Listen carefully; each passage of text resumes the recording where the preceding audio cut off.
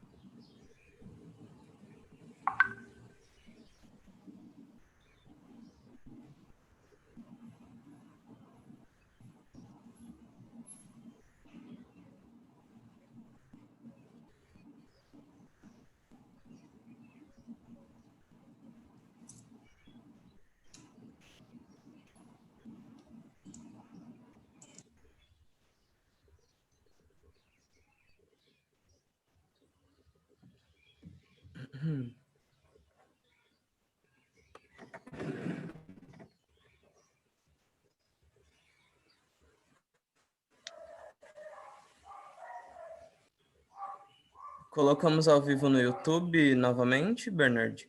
Pelo Sim, mesmo link? Exato, eu vou jogar para lá nesse instante. Gente, eu tô com algum problema aqui na minha câmera, eu não consigo abrir ela. Deixa eu ver se eu consigo interferir aqui.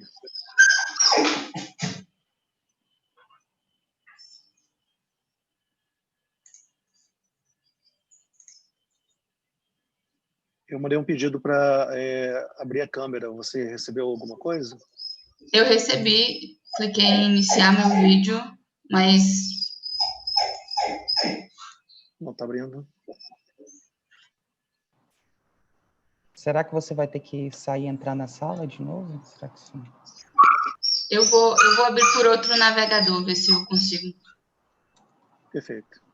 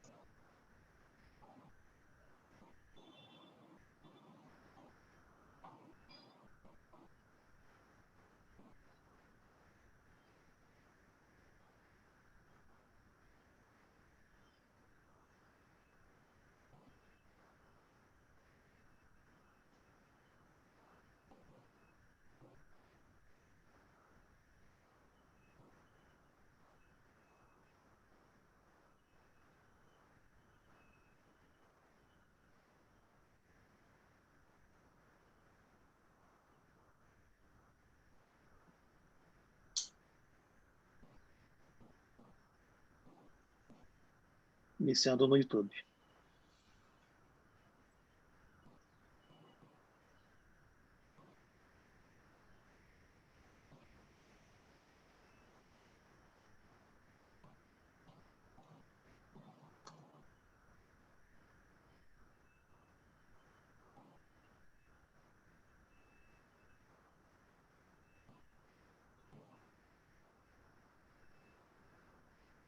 Ah, agora sim, Maria Eduarda já está com a câmera.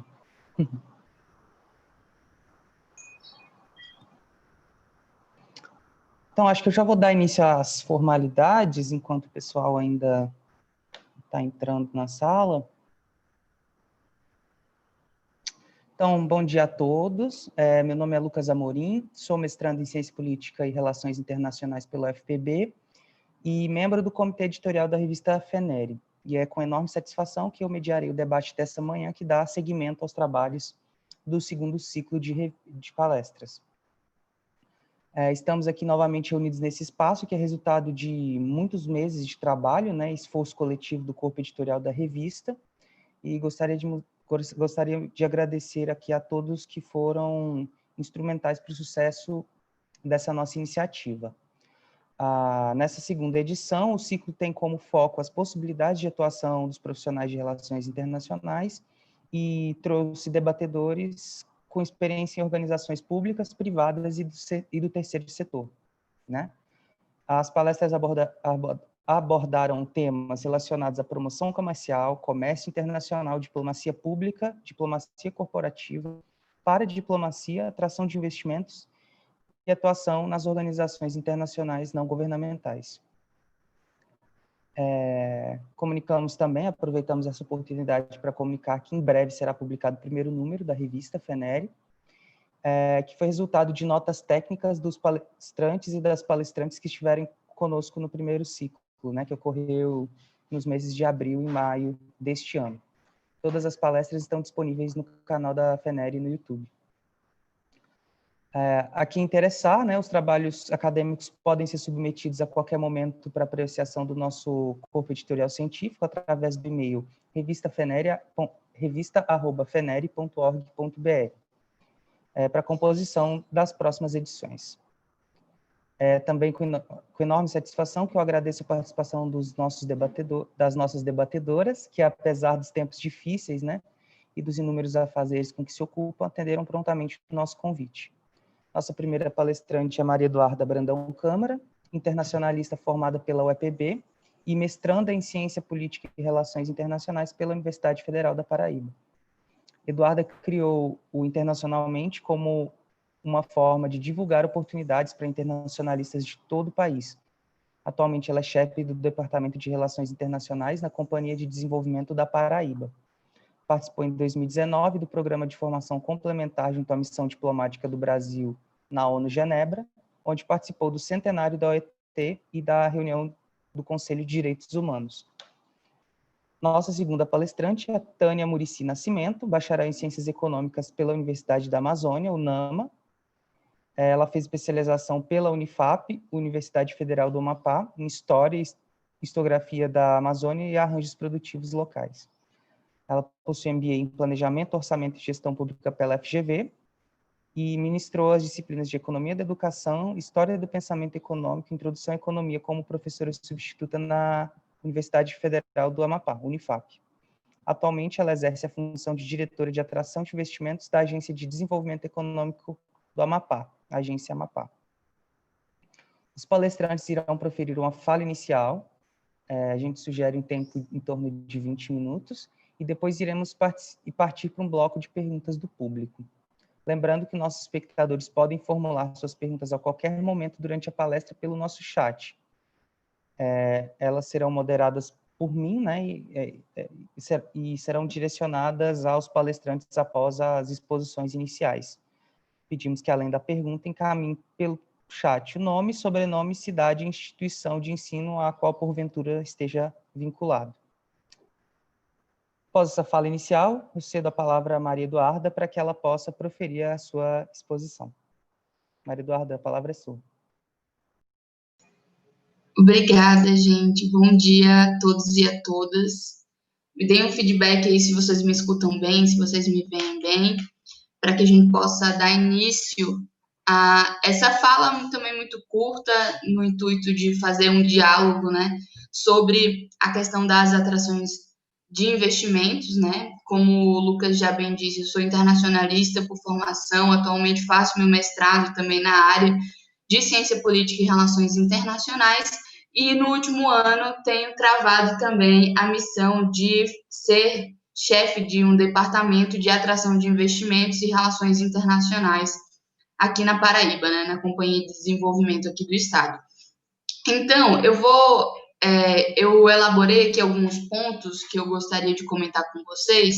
Eu vou iniciar, assim, aonde que essa questão da atração dos investimentos faz um link, né, com esse arcabouço teórico das relações internacionais, o que são investimentos estrangeiros, que talvez algumas pessoas até possam confundir investimentos estrangeiros com aplicações financeiras, né, que é um pouco diferente, e tentar esclarecer um pouquinho onde é que isso faz o link com as relações internacionais, com a paradiplomacia, entrando no foco principal, que será os desafios, né? Quais são os desafios desses investimentos, da chegada desses investimentos aqui no Brasil, e vou falar um pouquinho também da minha experiência aqui na Paraíba, especificamente, né? Então, bora lá. O que são investimentos estrangeiros, né? Como eu disse, algumas pessoas podem até confundir com aplicações, porque a gente escuta muito, né, falar de aplicações como investimentos, mas aqui eu me refiro a aquisições, né, de empresas, equipamentos, instalações, estoques, interesses financeiros de um país por empresas, governos e indivíduos de outros países, né?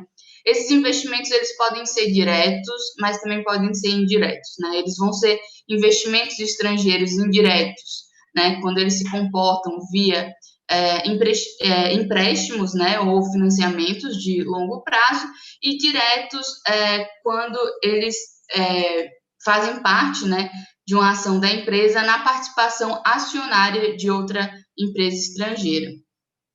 Então, os investimentos diretos, só para contextualizar, para quem nunca ouviu falar sobre o tema, eles podem se apresentar de algumas maneiras, né?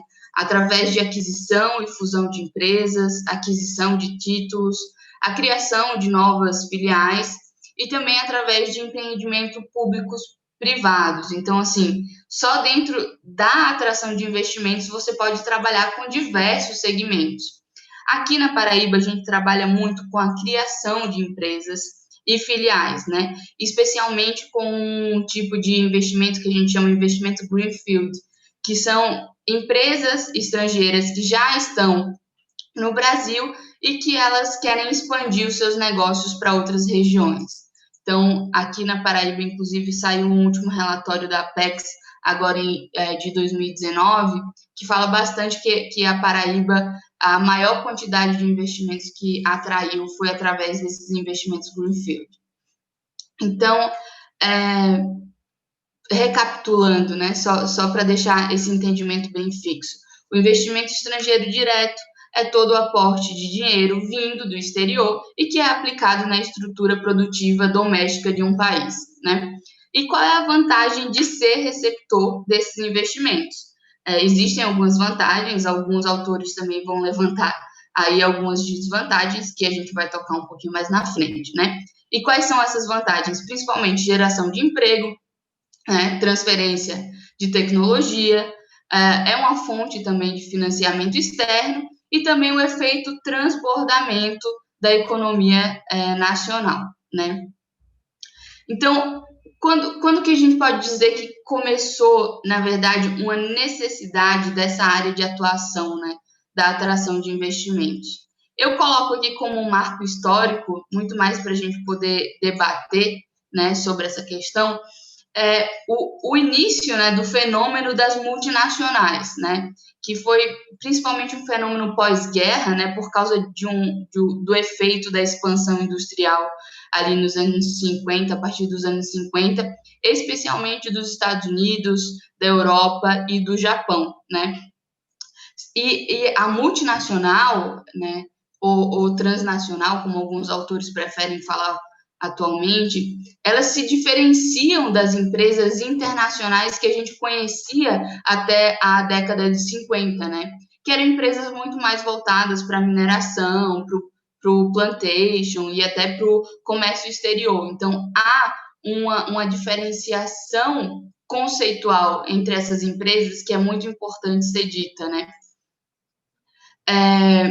Levando em consideração esse fato, as multinacionais, elas são empresas que são internacionalizadas, né?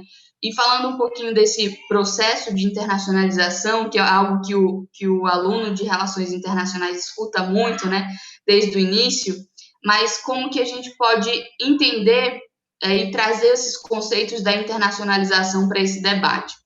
Entendendo, na verdade, os processos e os estágios da internacionalização, né? É muito comum que a gente pense em um primeiro estágio da internacionalização, o comércio exterior, né? O comércio internacional, as exportações per si. Então, e uma segunda fase, né, um estágio um pouco mais avançado, seria justamente essa produção em mercado estrangeiro, né? Ou seja, a expansão das fábricas, né, das plantas fabris das empresas para outros países. Então, voltando aí para esse primeiro estágio da internacionalização, que seria a exportação, a gente vê algumas vantagens, mas a gente também vê algumas desvantagens. Algumas vantagens seria a melhora da qualidade do produto, né, e também o crescimento da produtividade, de maneira geral, assim, não são só essas as vantagens, mas eu coloquei algumas aqui só para a gente poder discutir melhor.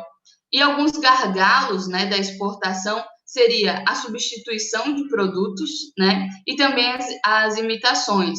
Essa questão de substituição de produtos é algo que a gente até, se vai estudar a história econômica do Brasil, sabe que o Brasil passou em um momento de substituição de importações, justamente para proteger a indústria nacional, né? Então, essa seria uma desvantagem da questão da exportação. E a produção de mercados estrangeiros, né, que seria esse nível um pouquinho mais avançado da internacionalização, a gente tem algumas vantagens, né, do ponto de vista da empresa, de conseguir, né, mais facilmente matéria-prima e também se beneficiar das políticas econômicas daquele país, né? Que pode vir através, e vem bastante através de incentivos fiscais. E alguns gargalos, né? Alguns problemas que a gente encontra nesse segundo estágio de internacionalização é justamente o alto risco, né? Porque, de fato, é um investimento de alto risco. Então, você tem que tomar em consideração alguns fatores, como o risco político, o risco econômico, que talvez mais na frente a gente possa entender como um calcanhar de Aquiles do nosso país em relação à atração de investimentos, né? Essa questão da instabilidade política e econômica também do Brasil. Então, vamos lá, tentando continuar aí com essa linha histórica que eu tentei construir. Ali no início da década de 70 para 80, a gente começou a perceber, a nível global, o deslocamento, né, das atividades industriais para países em desenvolvimento. Isso muito em função, né, da ascensão chinesa e da oportunidade, se assim a gente pode dizer, né, das empresas internacionais, multinacionais, em ver que se estabelecendo em países em desenvolvimento, né, ou subdesenvolvidos, né, eles teriam uma relação assimétrica e poderiam ter mais lucros devido à mão de obra barata e também o acesso fácil à matéria-prima, sem ter nenhum tipo de responsabilidade com questões que hoje a gente já enxerga como muito importantes, né? Como a questão da sustentabilidade do meio ambiente, dos próprios direitos do trabalhador, dos direitos humanos, né? Então, a gente percebeu nessa década aí, a partir da década de 80, a descentralização das atividades produtivas globais e um maior crescimento também do comércio internacional. Bom, se a gente via uma relação bastante assimétrica ali na década de 80, a partir da década de 90, a situação ela muda mais uma vez, né?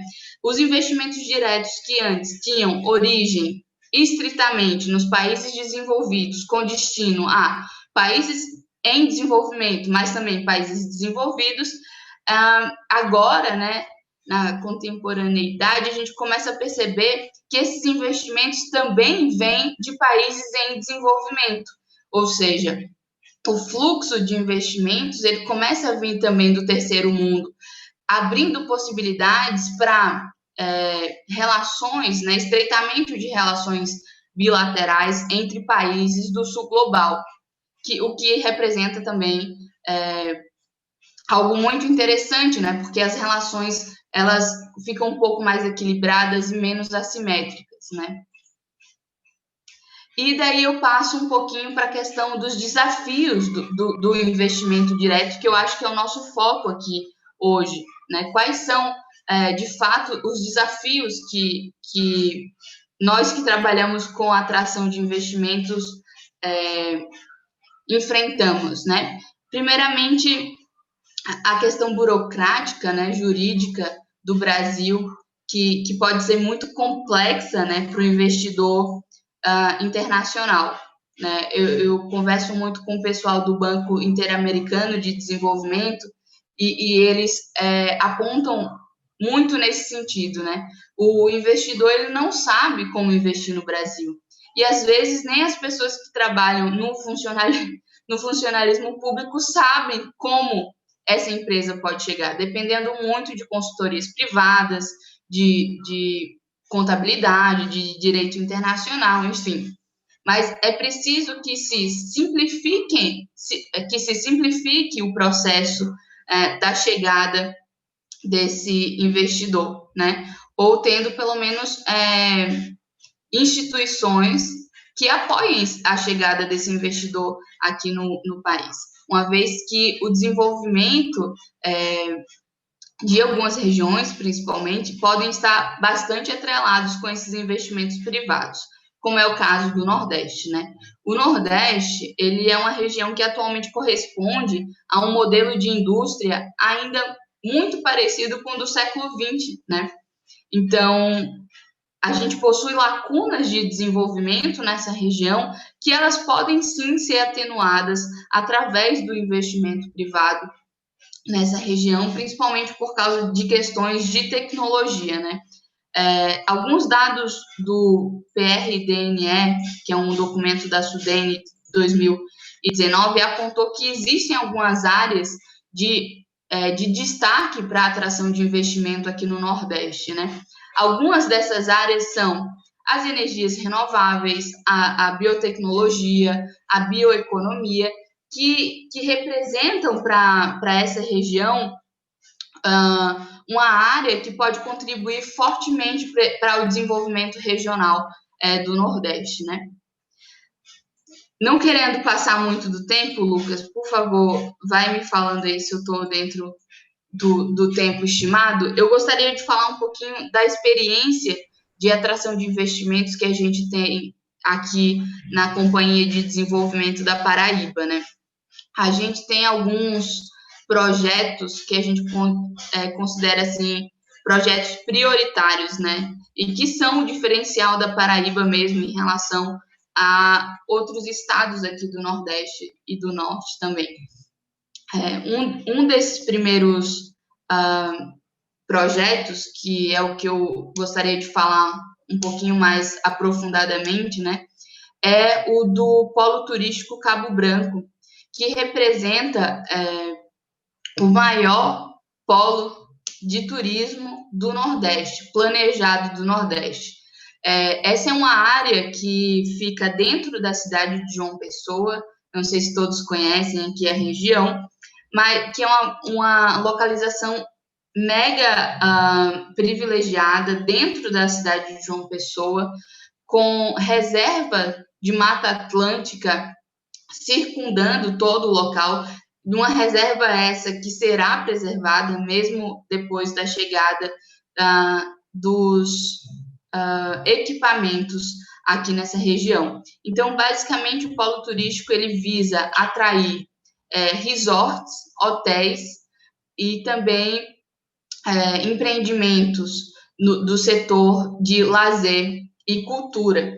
Então, recentemente, acho que semana passada, foram assinados 4 contratos 3 deles com resorts e um com um grande parque aquático espanhol aqui na cidade de João Pessoa, através do governador João Azevedo, e esse, de fato, é um dos projetos que a gente mais tem apostado para uma atração de investimentos visando, assim mesmo, o desenvolvimento, né, através do turismo aqui da região, o que mais vai receber investimentos nos próximos anos, né? Então, esse é um projeto que a gente está bem focado.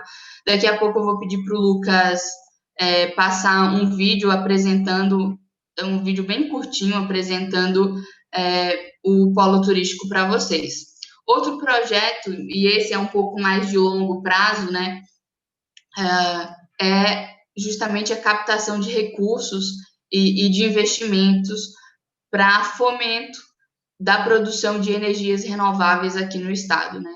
A gente já possui investimentos estrangeiros, especialmente no sertão paraibano, porque a gente tem um dos maiores índices de incidência solar do Brasil aqui na Paraíba, o que deixa um ambiente bastante propício para produção de energias renováveis, tanto solar, né, porque temos ótimos índices, quanto também eólicos, porque a tecnologia vem avançando e eles estão fazendo cada vez mais pás eólicas mais altas e dessa forma conseguindo gerar muita energia. Então, nosso potencial de geração de energia renovável aqui na Paraíba é bem privilegiado.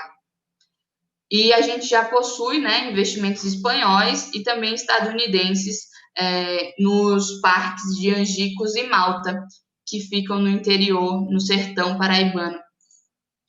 Então, eu encerro aqui minha fala, também tentando não ultrapassar muito do tempo de vocês. Espero que tenha clareado um pouco a questão da atração de investimentos, né? Eu poderia também falar um pouquinho de como que a atração de investimentos se encaixa no arcabouço da paradiplomacia, que é algo que eu particularmente tenho estudado bastante nas últimas semanas, né?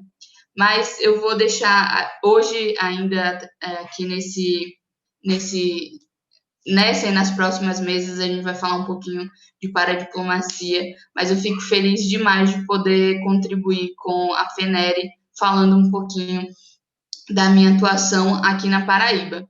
Eu queria só pedir para o Lucas passar o vídeo do Polo Cabo Branco para que as pessoas, porque falando, né, as pessoas talvez não tenham uma dimensão do que é esse projeto, mas visualmente ele faz muito mais sentido.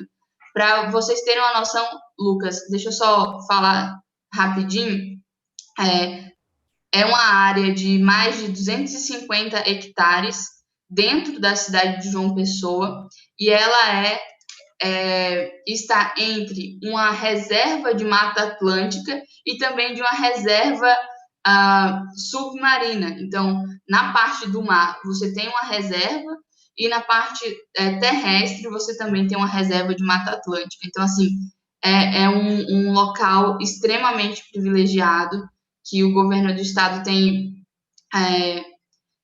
colocado mesmo como prioridade para a atração de investimentos aqui para Paraíba nos próximos anos. Certo, posso colocar o vídeo? Pode sim. Então, vamos lá. Me avisem se tiver algum incidente.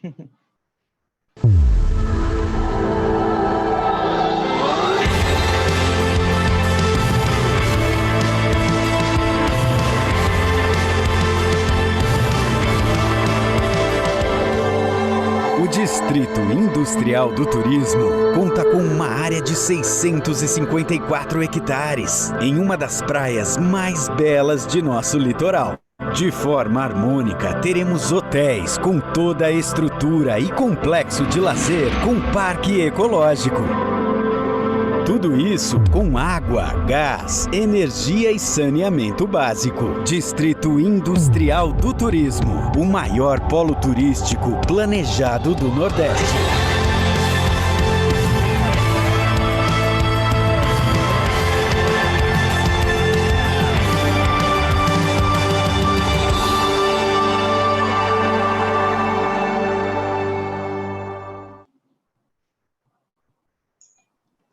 Que lugar bonito, hein, João Pessoa? Venham visitar, né? Aproveito para deixar esse convite. O pessoal estava falando aqui antes de iniciar a gravação que queria conhecer a Paraíba, queria conhecer essa região aqui do Nordeste. Então, assim, já deixo de antemão o convite a todos e todas. Por exemplo, o Lucas veio de Minas Gerais, mas já está aqui. Com certeza não vai querer voltar, né, Lucas? Porque o lugar é muito bonito. A saudade da família, do pão de queijo, né? Bate. Mas, enfim, é um lugar muito bonito. Eu quero voltar. Se eu pudesse, eu ficava aqui. Mas...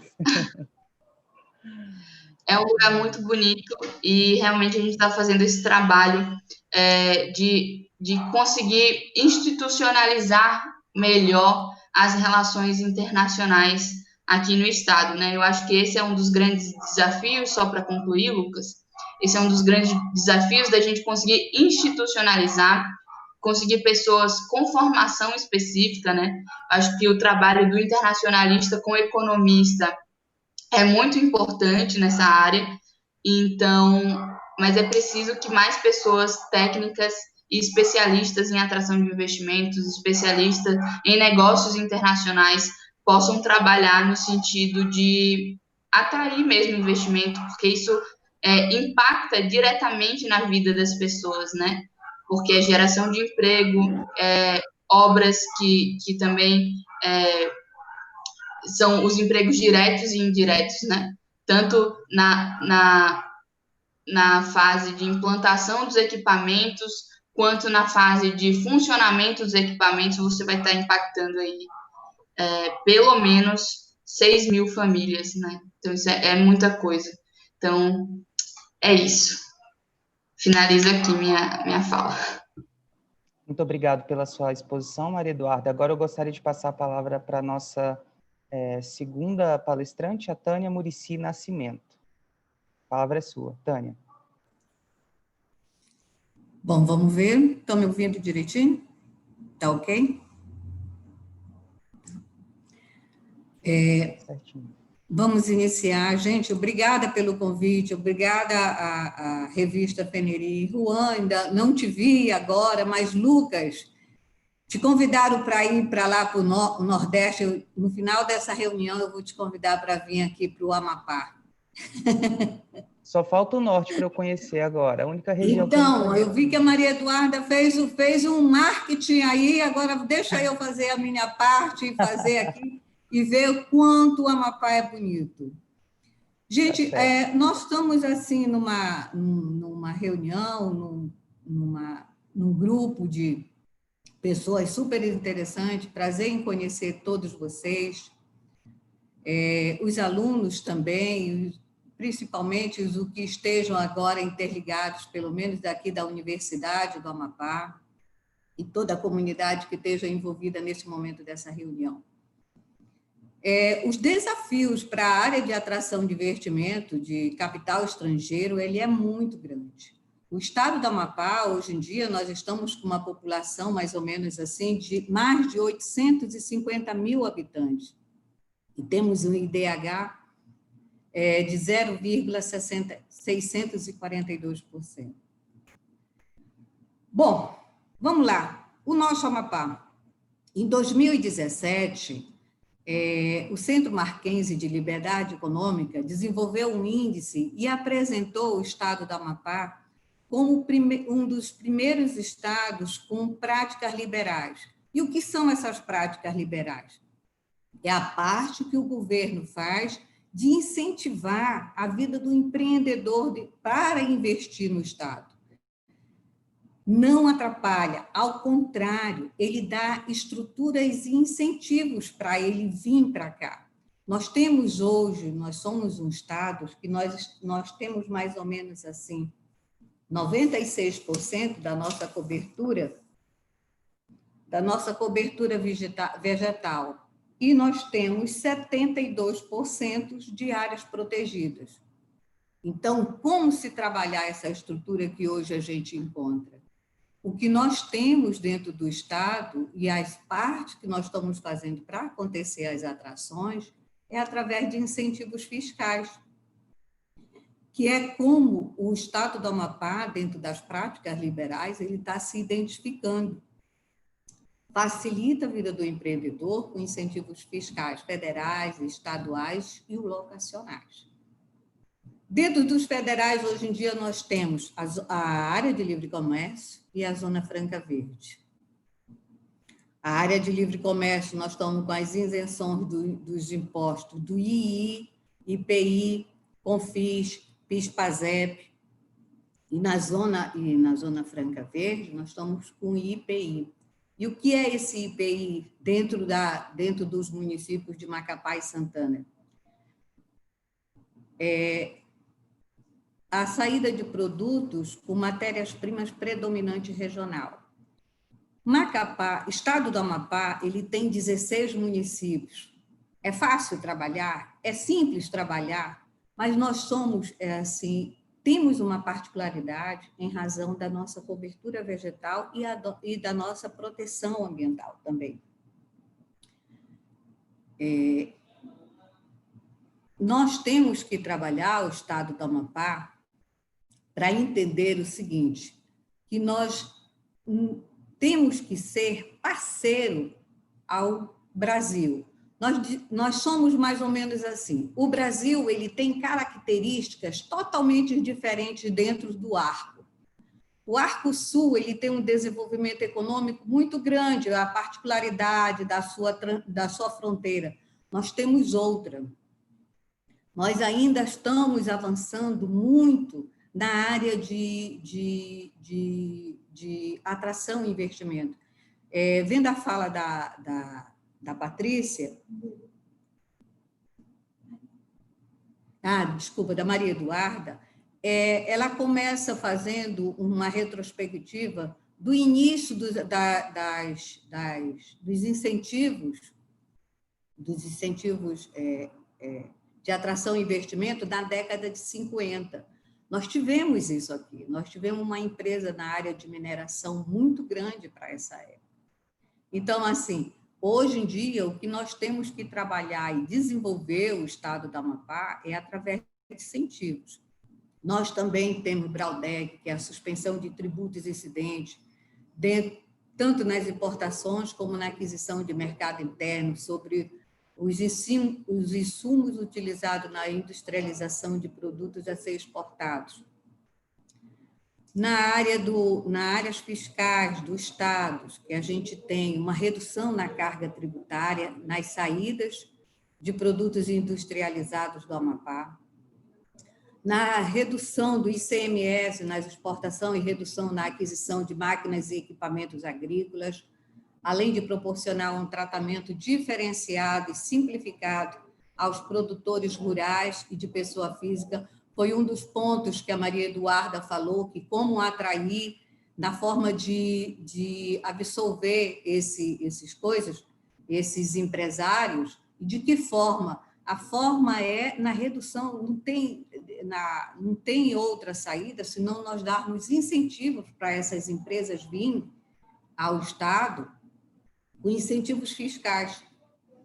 Nós também aqui proporcionamos um incentivo fiscal muito interessante, que foi o da cesta básica, que foi um decreto estadual de 25 de abril de 2018, que dá incentivo ao ICMS para arroz, feijão, frango, farinha, leite, charque, ferro, sardinha, dentre outros. Temos também a redução da alíquota de 12% no gás de cozinha, pão, bolacha, dentre outros. Incentivo na operação de trigo, óleo diesel, lubrificante, pescado.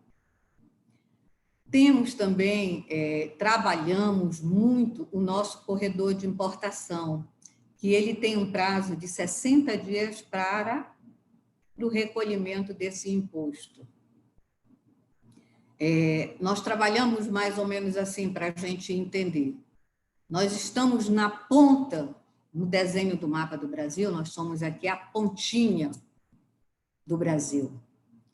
Então, a nossa maior frota, o que nós trabalhamos melhor, o nosso corredor é realmente os nossos rios, nossa vantagem. É essa logística que nos faz ser tão privilegiados. A situação geográfica e a forma da nossa logística. Se nós trabalharmos, estamos trabalhando, um transporte que ele venha até o distrito de Mirituba, passando pelo porto de Itaituba, Santarém, até o porto de Santana, a gente tem uma economia muito grande na área de transporte. Então, além de todos os incentivos que nós estamos proporcionando dentro do estado do Amapá, o nosso foco hoje é a logística que nós temos que trabalhar.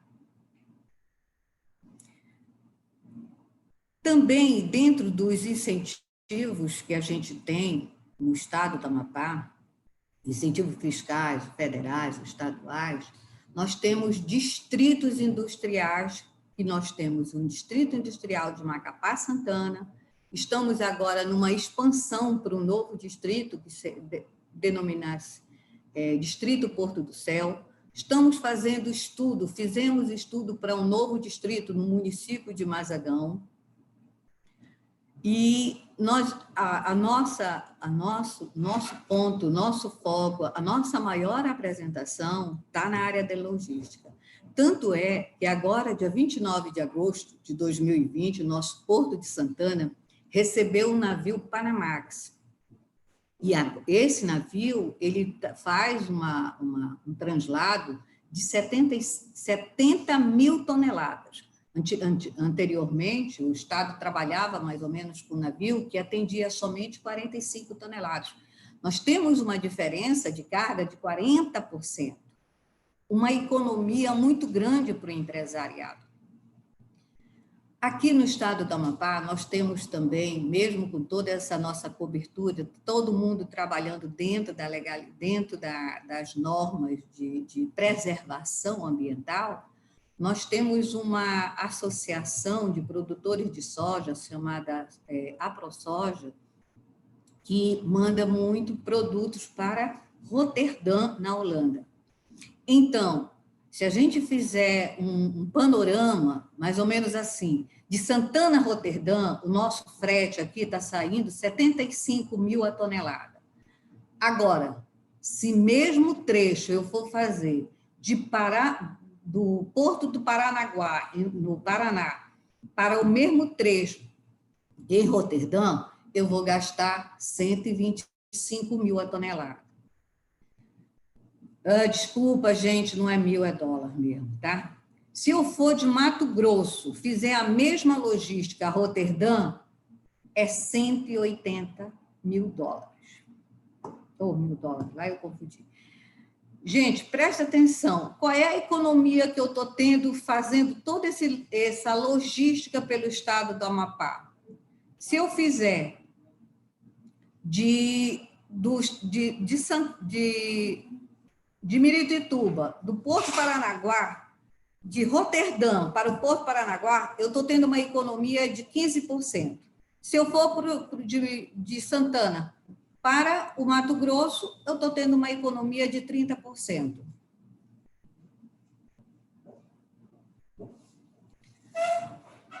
Então, o que a gente apresenta é o seguinte: o estado do Amapá, devido ao seu posicionamento geográfico, a economia é muito grande no transporte. Aí eu vou ter pela localização do posto e agora com um novo benefício que nós temos uma área que eu estou atendendo outro tipo de navio, que é o Panamax. Fora essa situação que nós temos, além do ponto estratégico que o estado do Amapá se apresenta, nós temos como o melhor porto hidroviário da Amazônia, além de águas calmas, que nós temos aqui apresentado. Então, assim, são vários pontos de convergência, de incentivos positivos que a gente tem aqui no Estado. Fora disso, os incentivos fiscais, a gente tem o FNO, o FDA.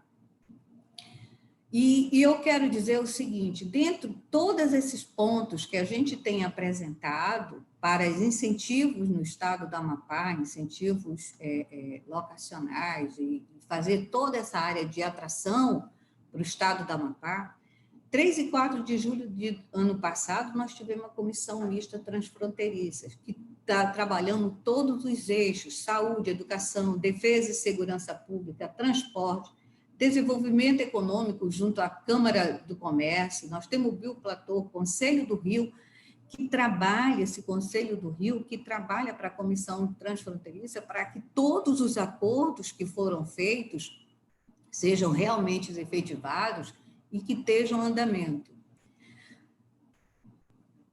O Estado do Amapá, assim, ele tem se apresentado com uma característica muito atrativa.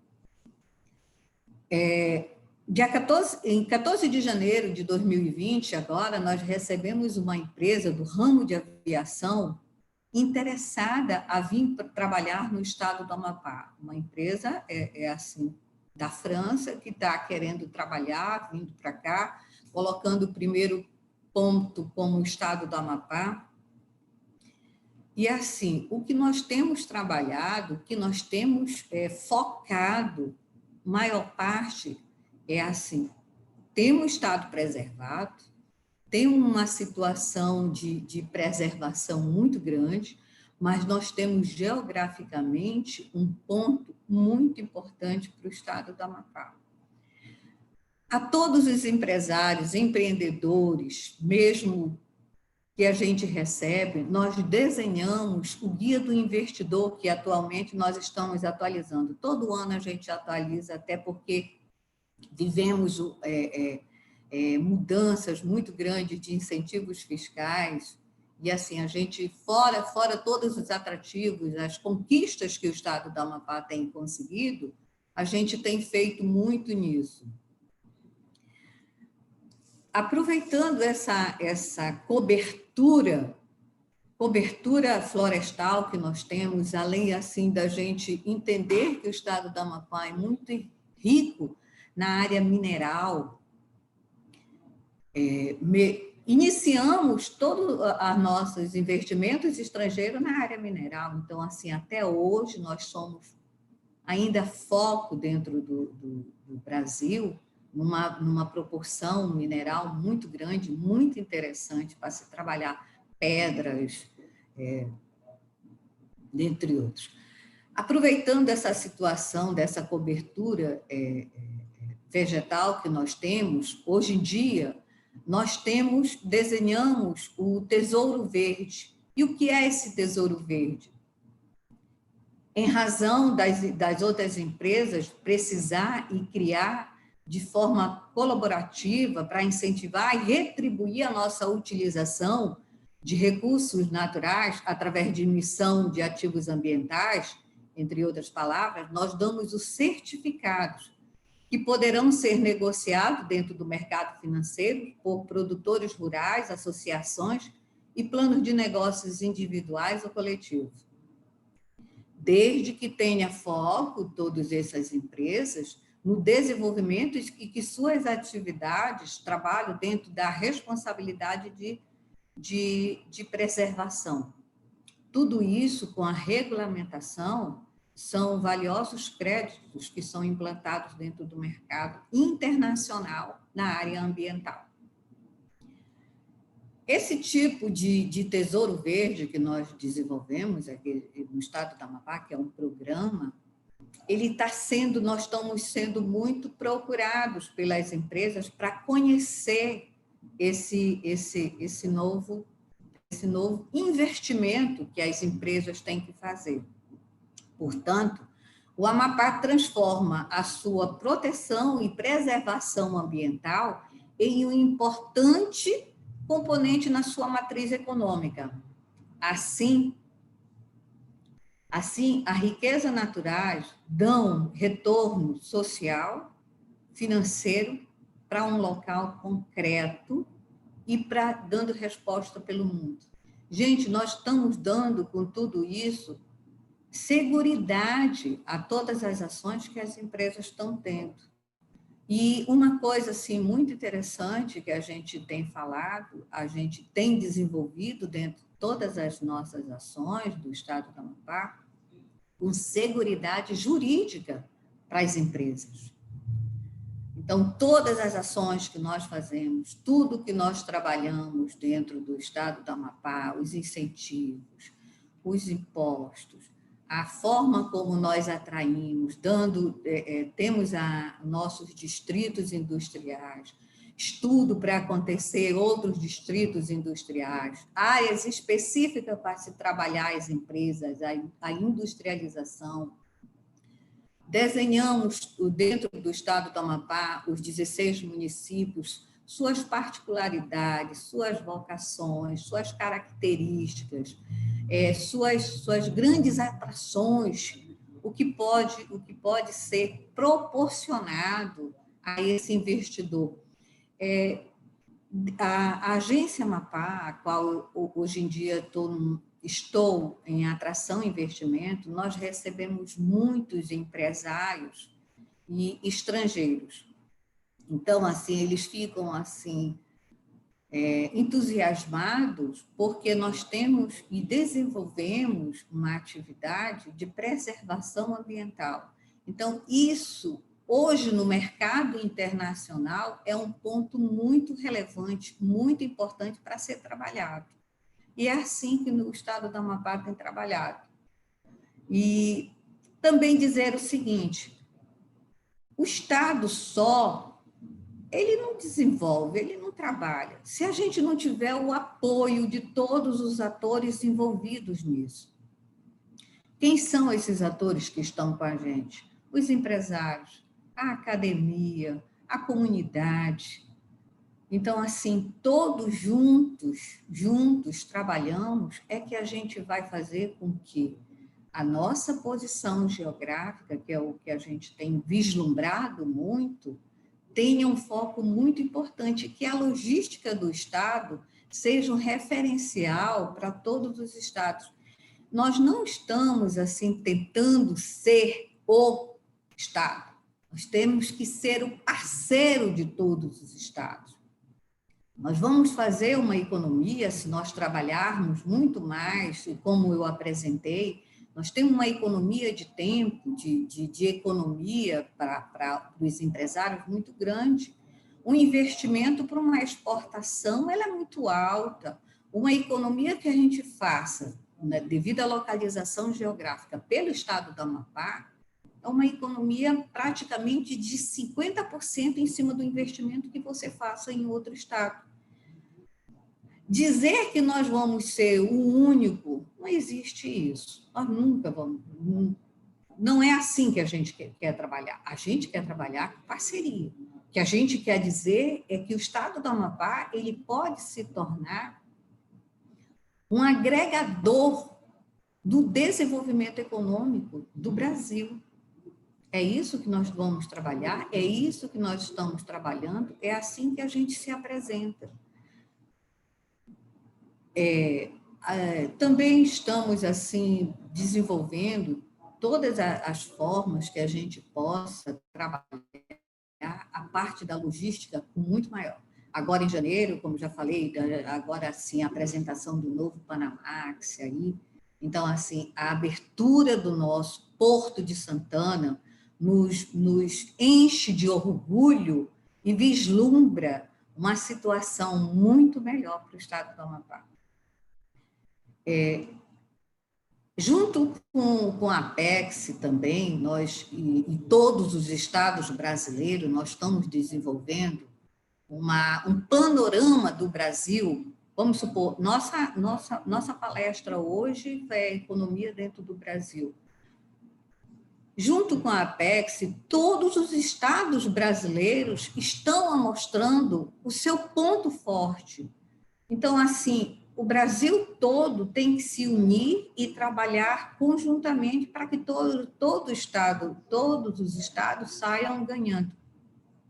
E, junto com a Apex, a gente tem feito um trabalho muito grande para desenvolver, a mostrar para os estados também as nossas vantagens que nós podemos apresentar para todos e dizer que, Lucas, você está convidado a vir conhecer todos os outros participantes, Bernard também, Juan, que eu não lhe vi, Felipe, que está aí também, Maria Eduarda, venha conhecer o nosso estado do Amapá, venha ver a nossa logística e vamos trabalhar juntos. Agradecer sinceramente ao convite que foi dado para a gente e dizer assim, o desenvolvimento econômico, ele perpassa por vários setores de agronegócio, que nós temos trabalhado muito, dentro de uma coisa, mineral, a gente tem trabalhado muito, e assim, estamos aqui, agradecer, viu, Lucas, muito o convite, estamos aqui à disposição. Ficamos à disposição da revista para todos os dirimir qualquer dúvida que for colocado. Estamos aqui à disposição. Obrigada, viu, gente? Tânia, nós aqui agradecemos você por ter aceito o convite, né? Também a Maria Eduarda por ter aceitado esse convite para compor essa mesa que junta estados, né? Tão até mesmo distante fisicamente, né? Que é possível a gente, por meio da internet, a gente realizar esses espaços que seriam mais difíceis, né? Presencialmente. Agora a gente abre um bloco de perguntas, né? Já surgiu a pergunta do Fabrício, que ele pergunta para Maria Eduarda em relação à questão entre atração de investimentos e paradiplomacia. Eu gostaria de fazer uma pergunta para cada uma das palestrantes.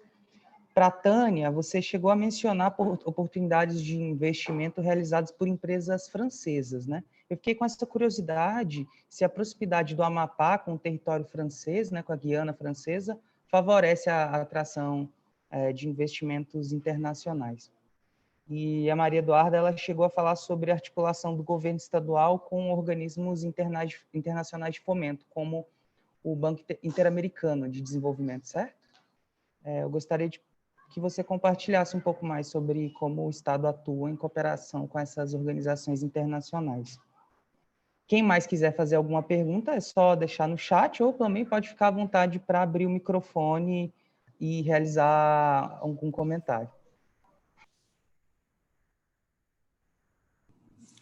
Eu ou Eduardo?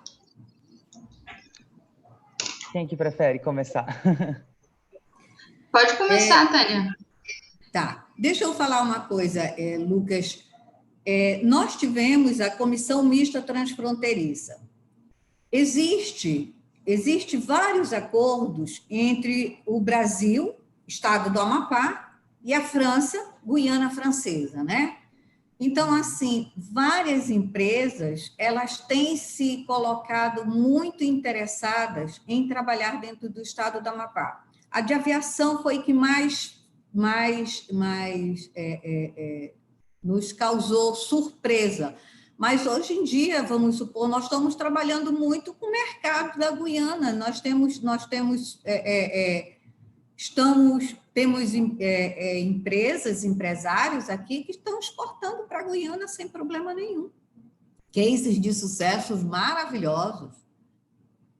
E outra coisa, na parte de transporte também, dentro da Câmara de Comércio, o empresariado da Guiana, ele está muito interessado em fazer essa rota. Então, assim, a gente só precisa terminar de concluir umas reuniões e trabalhar isso. Mesmo assim, características diferentes, assim, a gente tem observado, Lucas, o seguinte: os nossos veículos, por veículos da França, Guiana, eles são diferentes. Então, características diferentes e a gente se se adaptar a essa nova e como nós vamos trabalhar.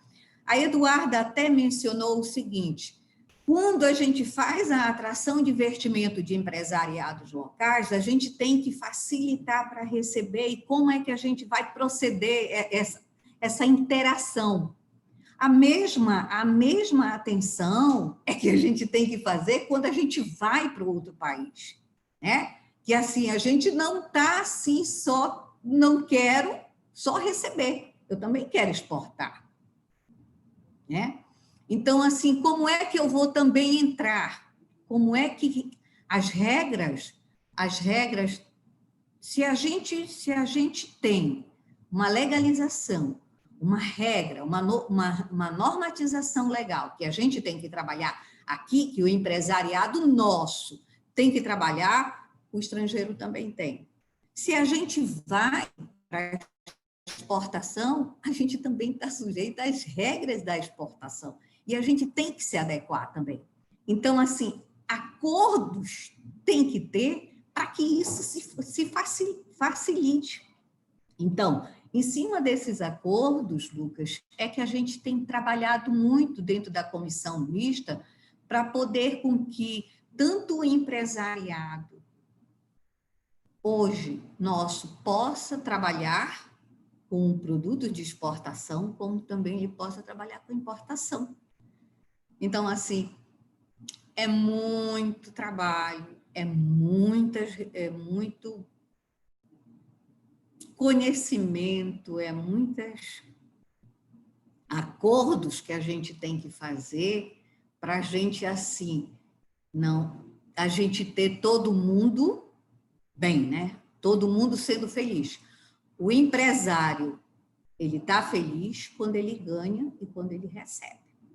Então, assim, e também eu falando pela parte que nós somos governo, a gente também entende, Lucas, que o empresariado ele tem um tempo de resposta diferente quando a gente trabalha quanto governo, né? A resposta dele, que ele quer, quando ele quer uma coisa, ele quer a resposta logo. Só que as leis, a legalização, as ações, todas têm um protocolo a ser seguido. E quando a gente trabalha com outro país, é totalmente assim, a gente tem que ponderar muitas situações para a gente poder, todo mundo, ser bem atendido dentro das suas necessidades, dentro dos seus anseios, tanto de lá quanto daqui.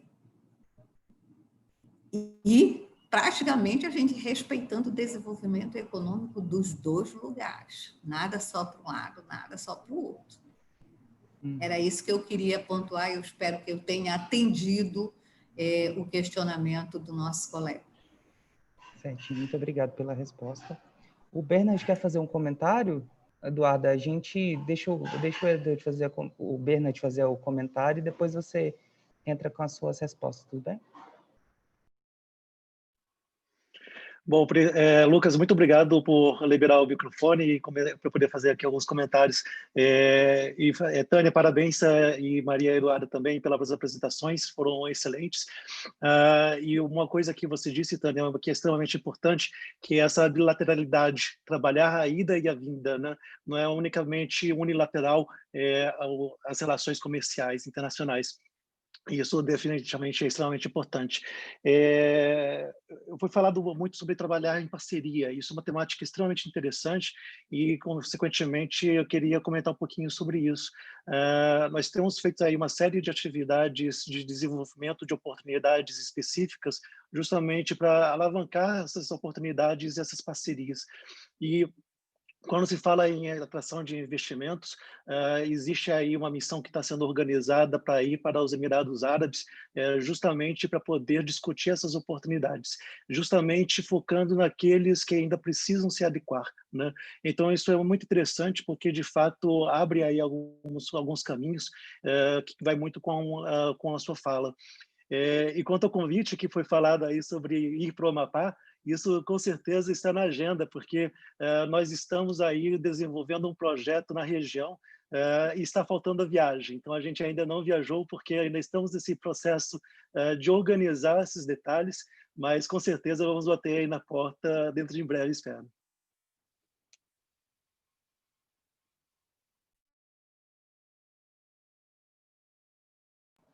Bernard, muito obrigado pelo seu comentário. Maria Eduarda, se você quiser fazer suas colocações... Lucas, só um instantinho. Claro.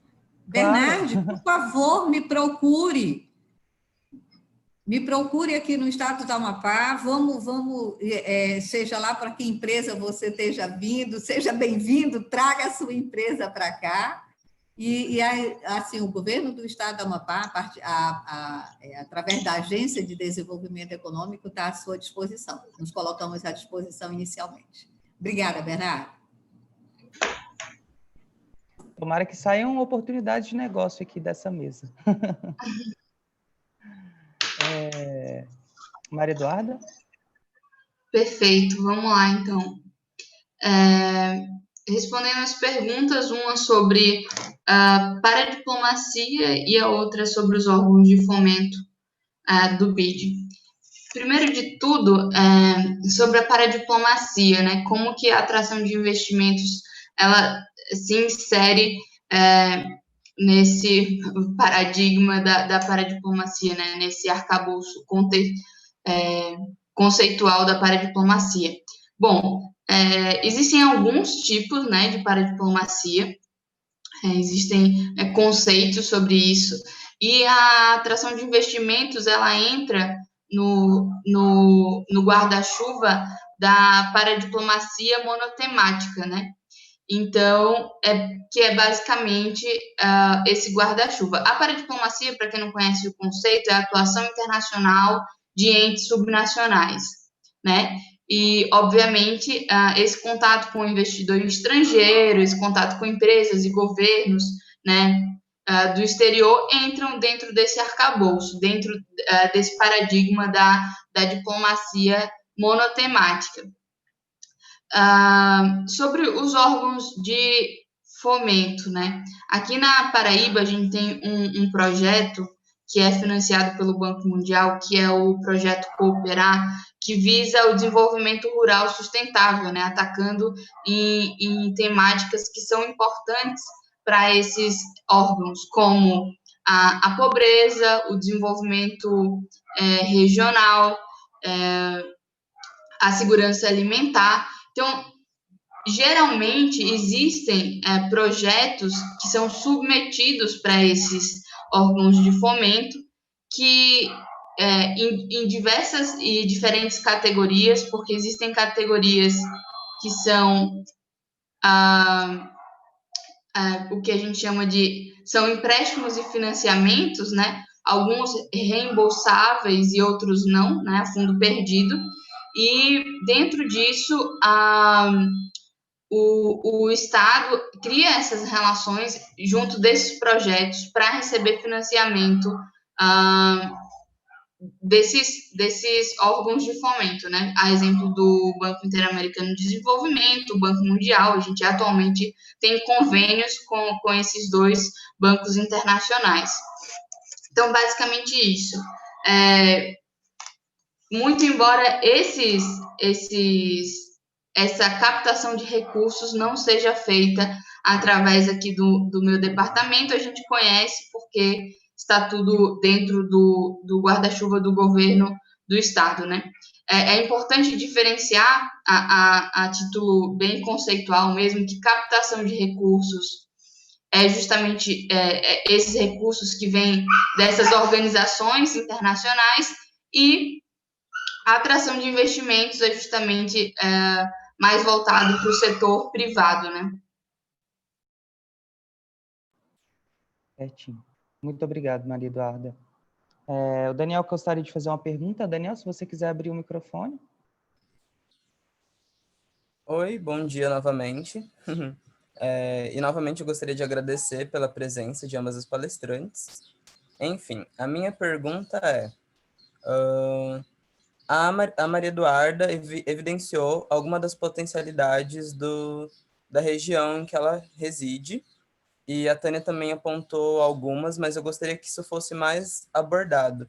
Quais são as maiores possibilidades de investimento nas regiões, tanto na Amapá, tanto na Paraíba?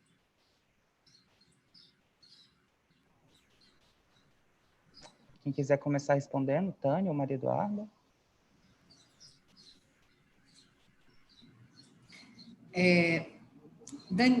Daniel, deixa eu falar uma coisa assim. Nós temos uma situação de dizer, você é daqui do norte? Deixa eu lhe perguntar uma coisa. Não, eu sou do sul, eu resido no Paraná e em Santa Catarina. Seja bem-vindo a essa sala. Nós temos uma produção muito grande na área do agronegócio. O norte ele é muito trabalhado na parte de frutas, né?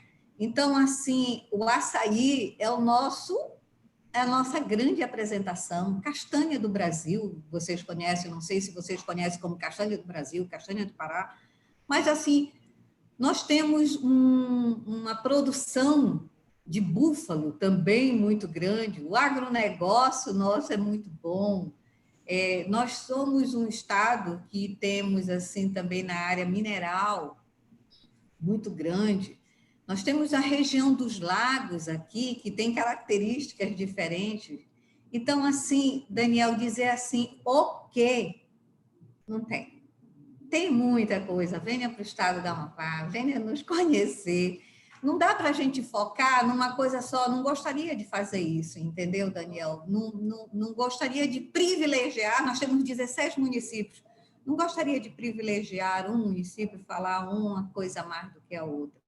Então, assim, agora, uma característica que a gente tem que ver, e a gente continua trabalhando, é a nossa preservação ambiental, sabe, Daniel? Isso a gente tem trabalhado esse foco muito grande. E o que é interessante, o que está bom, a nossa logística, a nossa geografia do estado do Amapá, não tem coisa mais interessante. Eu coloquei aqui a redução do investimento que o empresário faz se ele usar a nossa logística. A área do agronegócio, nós estamos agora, assim, desenvolvendo e cada vez mais. Então, assim, não gostaria de focar e não gostaria de dizer uma área só. Mineral, agronegócio, logística. É assim, são um dos nossos atrativos. Certo. Maria Eduarda, se você quiser fazer alguma colocação a respeito da pergunta. Sim, gostaria sim. Eu agradeço a pergunta, Daniel, achei muito bacana. Bom, a gente aqui na Paraíba, nós trabalhamos com as nossas áreas prioritárias, né? Que são as áreas que o Departamento de Atração, junto com o governo do estado, entende que é mais rentável para o investidor e também são áreas em que há uma vocação, vamos dizer assim, natural do próprio estado da Paraíba, né? Nós somos um dos maiores produtores de cimento do Brasil. Somos também, acredito que estamos em terceiro lugar dos maiores produtores de calçados também do Brasil. Isso porque a gente tem uma grande empresa aqui na Paraíba, chamada Alpargatas, que é a que produz a Havaianas. A Havaianas hoje é a cara do Brasil no exterior e a gente fica muito feliz e honrado que essa empresa esteja aqui na Paraíba, inclusive ajudando, né, em inúmeros projetos também sociais aqui no nosso estado, né, que é uma coisa que eu acho que eu falei bem en passant na minha apresentação, mas a gente tem evitado, né, entrar em acordos com empresas predatórias, né, que vêm aqui só para o Estado apenas por causa dos incentivos fiscais, fica um tempo em que os incentivos são válidos e depois, no outro dia, vão embora sem nenhum tipo de responsabilidade social com os seus empregados aqui do nosso Estado. Então, a gente tem pensado e atraído, né, como a Tânia bem falou, empresas que se preocupam com o meio ambiente, que se preocupam com a causa social aqui do estado. E dentre essas empresas, a Alpargatas representa, de fato, uma empresa bem interessante. Bom, além disso, tem as energias renováveis, que, como eu também já tinha citado, energia solar e eólica. Esse empreendimento de turismo, que está entre os projetos prioritários do estado da Paraíba. Nós temos uma grande produção de algodão também, inclusive com um material bem inovador, né, dentro desse segmento, que é o algodão colorido, que é um algodão que ele é naturalmente colorido, né? Então você não precisa passar por nenhum tipo de processo de tingir esse algodão. É um algodão que é um produto que já esteve, né, estampado em diversas passarelas, né, no ambiente da moda. Então, a gente já teve desfiles no exterior com esse material, desfiles assinado por estilistas bastante renomados, que é um orgulho também da Paraíba. Existem outros setores, e como a Tânia bem falou, é muito difícil lembrar assim na hora de todos os setores, mas a gente tem 6 setores atualmente que são os nossos setores prioritários aqui na Companhia de Desenvolvimento da Paraíba, em que a gente tem um grande portfólio, né, de empreendimentos já bem estabelecidos nesses setores, né, são vocações mesmo do estado da Paraíba. E como a Tânia bem disse, aqui a gente também tem a nossa localização estratégica, que é bem interessante. A gente fica aqui no coração do Nordeste, no ponto mais próximo da Europa, né, do Brasil. Então, existem aspectos bastante interessantes que eu poderia ficar aqui só falando para vocês 1 hora sobre incentivos, localização, essas questões logísticas, mas de maneira geral é isso. A gente tem nossos setores prioritários e quem quiser conhecer mais, eu convido-os a entrar no nosso site, né, o site da Companhia de Desenvolvimento da Paraíba, que é www.cinep.pb.gov.br, que lá a gente tem diversas brochuras, diversos relatórios sobre essas questões mais específicas aqui do estado da Paraíba. E também me coloco à disposição para responder alguma dúvida depois que essa mesa terminar também. Certinho. Mais alguém está interessado em fazer alguma pergunta para as nossas palestrantes?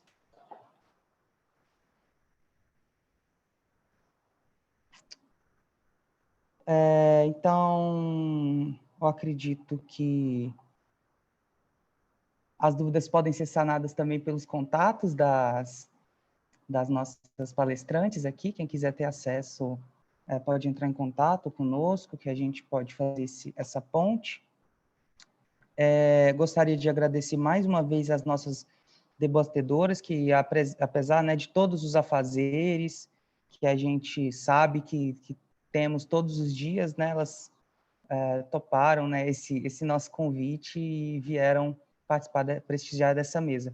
Eu gostaria de lembrar que às 2 horas nós temos outra mesa. Quem está interessado no tema de paradiplomacia, uma palestra com a professora da Federal de Santa Maria e o gabinete do prefeito de São Paulo para assuntos internacionais. Então vai ser outra mesa muito interessante. Mais uma vez agradecer às nossas convidadas e convidá-los a todos para participar dessa mesa na tarde. Muito obrigado. Obrigada, pessoal, todo mundo que assistiu até aqui. Tchau, tchau. Obrigada também. Deixar meu endereço da Agência Amapar, agenciaamapar@ap.gov.br. E nos colocamos à disposição. Bernardo, eu já estou te contando a hora de receber, hein? Um abraço. Até logo. Lucas, prazer, obrigada. Até logo, Daniel e todos os participantes da mesa. Obrigada, gente. Bom dia para vocês. Bom trabalho. Muito Prazer obrigado. Tchau, tchau. Vou entrar em contato, Bom dia. vou entrar em contato com certeza. Tchau, tchau. Tchau.